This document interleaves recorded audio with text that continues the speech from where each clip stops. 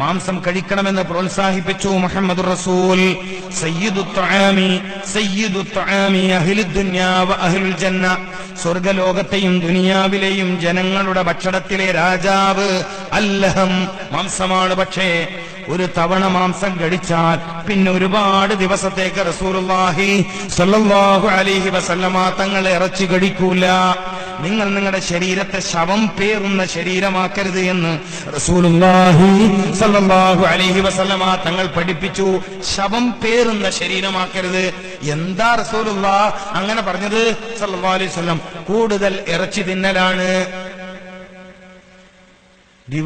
ആഴ്ചയിൽ 4-5 തവണ ഇറച്ചി തിന്നല.